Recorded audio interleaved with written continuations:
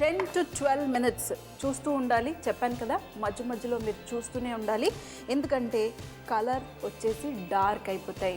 మన కుకీస్ పర్ఫెక్ట్గా రావాలి అంటే మధ్య మధ్యలో మీరు చెక్ చేస్తూనే ఉండాలి. మరి ఇప్పుడు ఇవి బేక్ అయిపోయాయి అయినా కూడా సైడ్లలో కొంచెం కలర్ వచ్చేసాయి చూడండి, లైట్గా కలర్ వచ్చేసాయి. ఇప్పుడు ఈ వేడివి సాఫ్ట్గా ఉంటాయి. ఇప్పుడు నేనేం చేస్తానంటే దీన్ని చల్లారేంత వరకు మనం చల్లార్చుకోవాలి.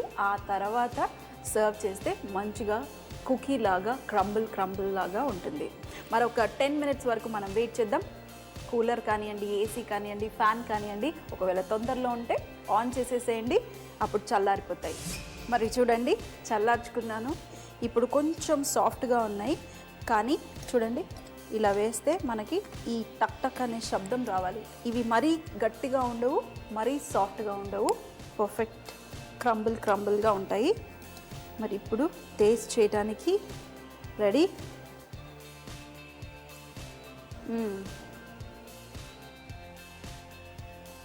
ఎడ్జెస్ క్రంచీ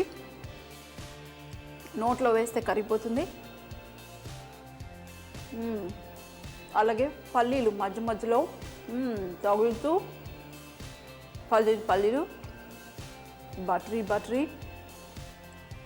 పీనట్ బటర్ మరియు ఓట్స్ కదా, పీనట్ బటర్ ఫ్లేవరు, ఓట్స్, ఇలాంటివి పిల్లలకి